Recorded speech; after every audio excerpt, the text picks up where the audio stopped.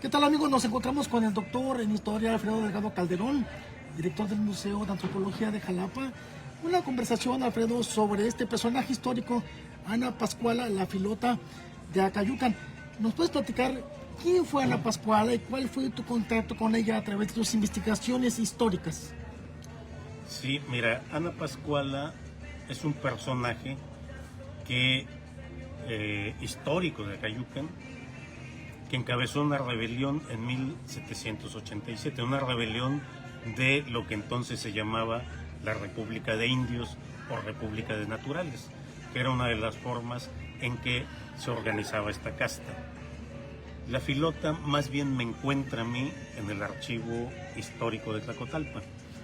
Este archivo, en 1987, el presidente municipal de ese momento lo estaba tirando al río. Encontró un cuarto lleno de papeles viejos y le pidió a la gente de intendencia que los quemara.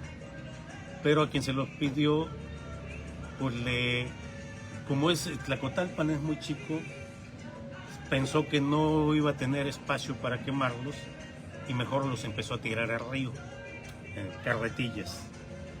Providencialmente llega el antropólogo Fernando Bustamante, que en ese momento era director del Museo Tuxteco, y se da cuenta de la importancia de estos documentos y regaña al presidente municipal y lo obliga a pagar un rescate de este archivo. Y resultó que era un archivo muy importante porque Tlacotalpan era un lugar estratégico para la dominación colonial de ese momento. Por Tlacotalpan tenían que pasar todas las mercaderías que llegaban del sureste hacia Veracruz. Y por ahí tenían que transitar las tropas, las milicias, etc. Entonces fue un archivo que tenía documentos prácticamente de casi todo Veracruz. Y llegaron investigadores de la UNAM, del INA, de la Universidad Veracruzana, a ordenar el archivo y escoger algunos temas para escribir un libro, que salió, por cierto, se llama con el sello de Agua, Relatos Históricos de Tlacotalpan. Y me invitó el antropólogo Daniel Nacmac, que era mi maestro, para que me incorporara a ese equipo.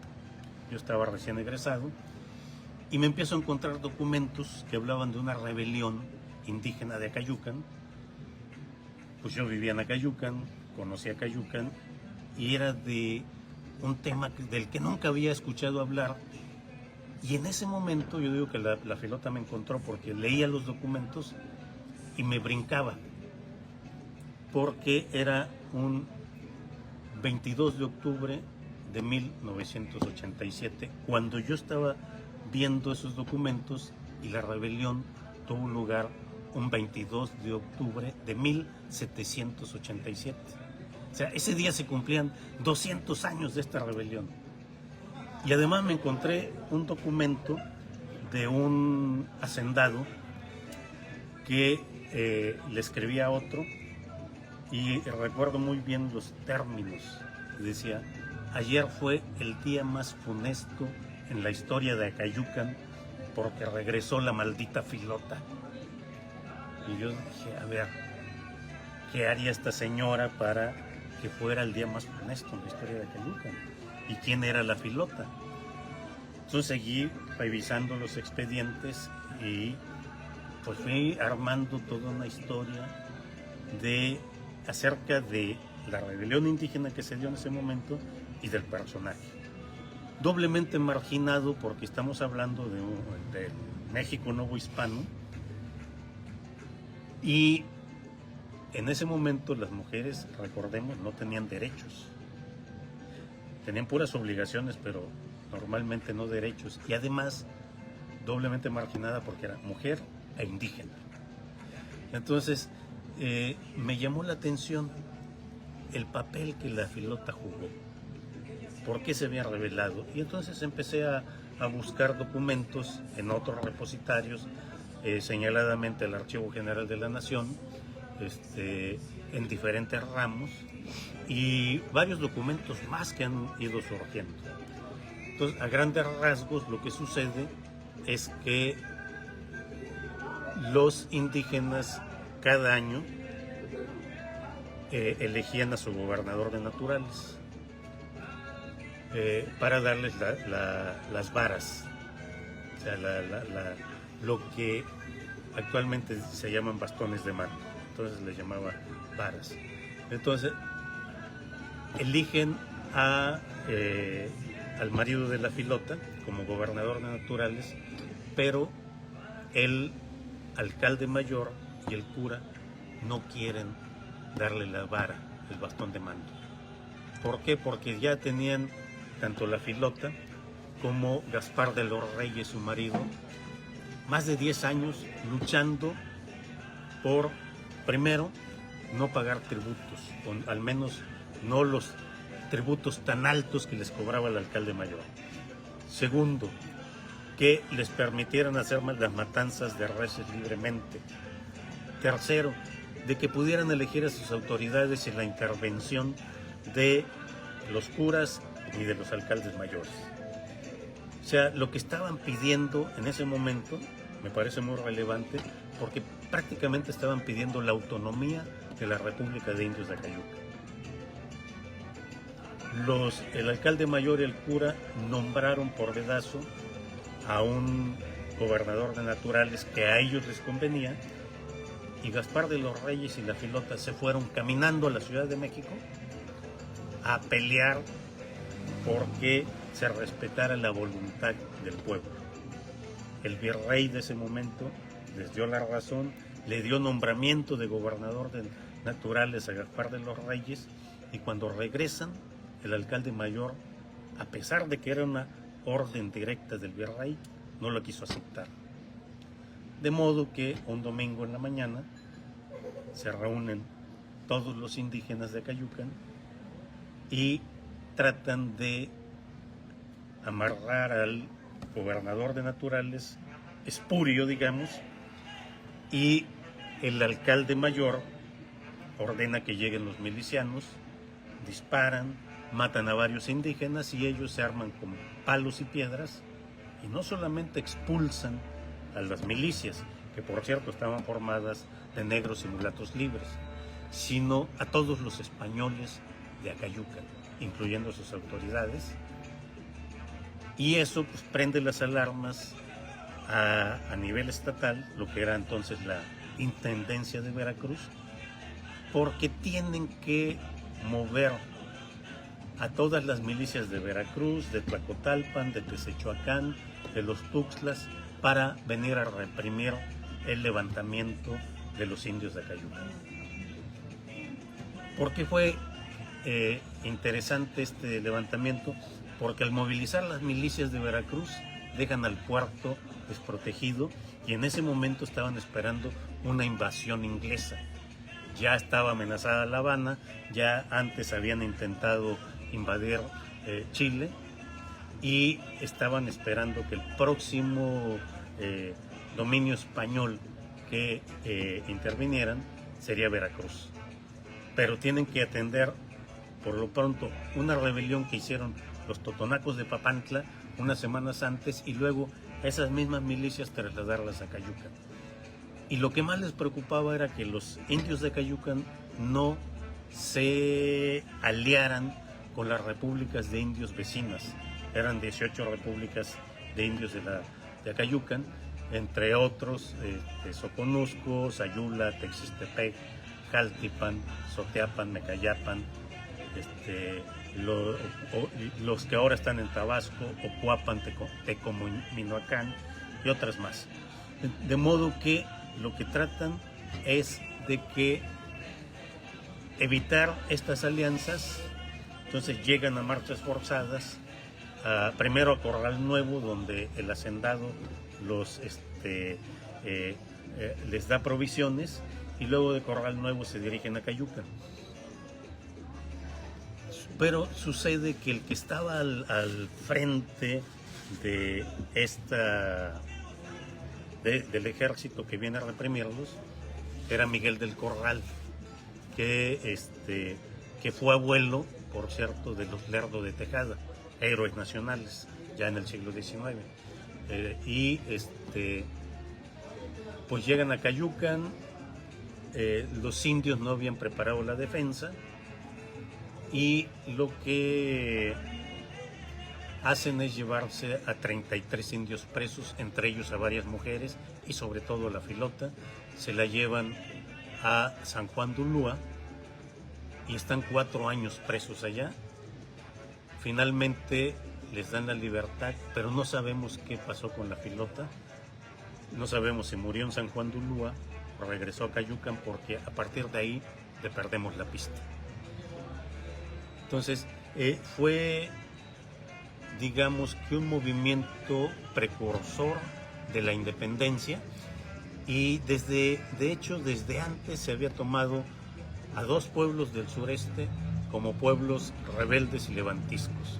Uno era Tehuantepec y otro era Cayucan, a grado tal de que cuando hay una rebelión de indios en Chiapas, lo primero que hacen también es venir a Cayucan e ir a Tehuantepec para evitar que se alíen con las repúblicas de indios de este lado. O sea, estaban muy conscientes que si los indios se unían, podían expulsar a los conquistadores españoles. Entonces, pues la Filota es un personaje interesante porque cuando se da esta rebelión ella tenía más de 40 años. O sea, ya era una mujer vieja y tenía 2 hijas. A sus 2 hijas también se las llevan presas, de alrededor de 20 años, solteras, por cierto, lo que es inédito para ese momento. La gente se casaba muy joven, entre los 12 y los 15 años, y las 2 hijas de la Filota y Gaspar de los Reyes tenían más de 20 años y seguían solteras. Entonces, no sabemos más de qué pasó, pero yo creo que es un ejemplo para las mujeres acayuqueñas de que una mujer se haya preocupado por defender los derechos de los indígenas, y no solamente por defenderlos, sino defenderlos con las armas en la mano, y primero de manera legal y después con las armas en la mano. Y Alfredo, estamos hablando de 23 años antes de la Guerra de Independencia, como bien lo señalas. Estamos hablando de una región, la de hoy, sur de Veracruz. En esa época hablamos de la Nueva España, pero aquí hay pueblos originarios, nahuas, popolucas, entiendo que mijes, zoques. Y la Filota, ¿hay idea de a cuál grupo étnico pertenecía? Eran nahuas. Acayucan tenía una república de indios nahuas, que de hecho en los primeros documentos del siglo XVI se les denomina como mexicanos de Acayucan. O sea, esa denominación incluso se sigue dando en la actualidad para los pueblos nahuas. Hablan el nahua o mexicano, o se denominan como mexicanos o nahuas. A ver, aquí hay una distinción muy importante, porque el común del pensamiento popular es nahua sinónimo de azteca, y estamos hablando de grupos nahuas diferentes, ¿no? Completamente diferentes. No, nada que ver. Los nahuas son una serie de grupos étnicos que incluso a veces no se entienden entre sí. Tienen un tronco común, pero la idea es que estos grupos nahuas llegan del norte y ya se supone que los teotihuacanos hablaban nahua. O sea, son los primeros nahuas. O sea, es el primer nahua que se da entre el 300 después de Cristo y el 700. Y otro gran imperio que hablaba nahua era el tolteca. Y los aztecas son los últimos que llegan, que hablan un nahua que es muy diferente, que se le llama nahua clásico, pero que en realidad pues es el último nahua. Era un nahua ya muy cambiado. O sea, el nahua original era el que hablaban los teotihuacanos y los toltecas. O sea, pero son diversos pueblos. Entonces, por eso vamos a encontrar nahuas en todo México. Son más de 30 grupos nahuas y agrupados en variantes lingüísticas. No es lo mismo el nahua, por ejemplo, de Zongolica que el de Mecayapan o el de Pajapan. Aunque sean vecinos, no se entienden a veces entre sí, o no comparten el mismo vocabulario o la misma pronunciación. Y Alfredo, aquí en el parque se colocó una pues una piedra, una pieza ahí de cemento con el nombre muy borrado de la Filota, pero me parece pues que no es una figura que se haya reivindicado ante la historia local. ¿Cuál es tu perspectiva ahí al respecto? Mira, pues ya es un avance que hayan colocado una placa, pero yo creo que Acayucan debería de reivindicar a sus héroes. La estatua de Hilario C. Salas arrombaron por allá en un rincón, sigue predominando don Miguel Alemán González, el general, cuando hay muchos héroes más, el general Pedro Carvajal, el general Nicanor Pérez, que fueron muy importantes en el periodo revolucionario. Y bueno, habría que considerar, por ejemplo, mínimamente al capitán de las milicias de Acayucan, que fueron a combatir a los piratas ingleses y franceses en 1672, que tuvieron una participación muy importante. Bueno, la gente no sabe, pero por ejemplo, los piratas ingleses y franceses empiezan a fundar colonias en toda la costa del Golfo. Fundan una en las montañas de Wallis, que después se transforma en Belice, en la isla de Tris, que después va a ser Ciudad del Carmen, y tratan de fundar una en la desembocadura del Coatzacoalcos. Nada más que aquí se topan con pared, porque van 180 milicianos de Acayucan a desalojarlos. Y no eran poquitos, eran 400 piratas franceses. Y sin embargo 180 milicianos de Acayucan los desalojan y incluso toman prisionero a un capitán pirata. Teniendo aquellos todo el armamento más moderno de esa época, cañonearon a las milicias de Acayucan, tenían arcabuces mucho más modernos, y sin embargo los negros, mulatos e indios de Acayucan, con arcos, flechas y machetes, los lograron derrotar. Y luego los vuelven a desalojar 10 años después de los caminos de Tancochapa. Entonces eso es importante porque nos está hablando, de hecho, de una identidad, de cómo se están organizando. Incluso en los documentos de la época se habla que los negros y mulatos del Sotavento están defendiendo a su patria, lo cual ya habla de una identidad y de un territorio. Se están apropiando de un territorio.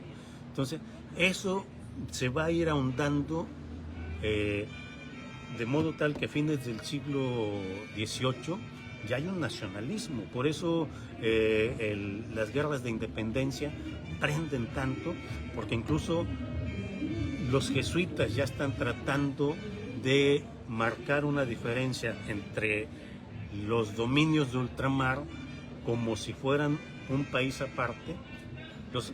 Los jesuitas son los primeros nacionalistas, de hecho. Entonces, por eso los expulsa la corona española. Y de hecho tenemos un jesuita muy connotado, Francisco Javier Clavijero, que es uno de los primeros que hace la primera historia nacional. Entonces, y tiene un mérito Clavijero. Él retoma los escritos de Andrés Pérez de Rivas y reivindica por primera vez a un héroe negro, a Yanga. Alfredo, finalmente, acaba el día de ayer, viernes, en Barcelona, de transmitirse una película, un corto cinematográfico de Eduardo Macías, un gran cineasta que está trabajando aquí en Acayucan, con niños. Y el tema fue este personaje histórico que tú te topas o descubres en 1987, hace ya pues casi 40 años. Eduardo filma sobre la Filota, sobre esta heroína de aquí de Acayucan. ¿Qué te parece esta labor cinematográfica con niños basada en tu investigación? Mira, yo creo que es un trabajo importante, interesante y que debería hacerse mucho más. Este trabajo lo conozco. De hecho, había la idea primero de hacer una obra de teatro, tomando a la Filota como personaje central. Por ahí se logró escribir el guión, pero creo que nunca se llegó a presentar. Y en este caso hay una coincidencia importante, que yo escribo esta historia de la Filota en dos partes. Una es un folletito que editamos en mimeógrafo en Culturas Populares, que se llamó Acayucan, Tierra Sublevada, y luego en un libro que se llamó Historia, Cultura e Identidad en el Sotavento, donde ampliamos esta historia. Pero después el doctor Álvaro Alcántara publica un libro muy interesante, Gobernar en Familia, donde profundiza sobre este hecho y sobre el propio personaje. Y entonces lo presentamos en Acayucan.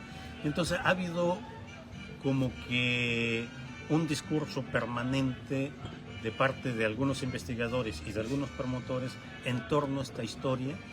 De ahí lo retoma Eduardo Macías y Wilka H. Y tratan de acercarlo de otra manera a la gente. ¿Por qué? Porque muchos no van a tener acceso a estos libros. Y además México desgraciadamente no tiene una cultura de la lectura tan arraigada. Entonces es otra manera de dar a conocer nuestra historia. Me parece muy importante que los niños participen, porque pues, va a formar parte de su identidad. Me parece interesante que participen también en estos tipos de concursos o festivales de cine a nivel internacional, para que se dé a conocer esta historia. Pero yo insisto, la historia de Acayucan es mucho más rica, va mucho más allá de la Filota. Hemos planteado que Acayucan se nombre, por ejemplo, como una ciudad heroica. Tenemos para ser 3 veces heroica, como Cuautla, como Puebla. Veracruz es 4 veces heroica, pero ahí tienen que trabajar nuestras autoridades municipales. No nada más es decir que apoyan, pero nada más apoyan de dientes para afuera. Debe haber un apoyo real, que nombren un cronista y que le paguen al cronista y que le paguen sus viáticos para que se vaya a los congresos, para que investigue y para que estas historias se den a conocer, se hagan ediciones populares y se trabajen de otra manera, porque Acayucan no solamente es la parte colonial, tenemos, insisto, 3000 años de historia. Ahí está Laguna de los Cerros, la cuarta capital olmeca, pero Acayucan no tiene un solo museo. Y eso quiero recalcarlo, a ver cuándo las autoridades se ponen las pilas, porque no nada más es llenar las calles de cemento, ni hacer estos desfiles muy fastuosos, pero que pues solamente son pan y circo. Entonces deben de tener una política cultural realmente sustentada, fundamentada, que le deje algo al pueblo. Muchas gracias, Alfredo. Amigos, esto ha sido una entrevista con el doctor tan generoso siempre y muy sabio, Alfredo Delgado Calderón, de parte de su amigo José Luis Ortega Vidal para Palabras de Veracruzano, Ortega Noticias. Y ahora el sitio de nuestro extraordinario amigo, siempre generoso también, Mario Galindo Baruch.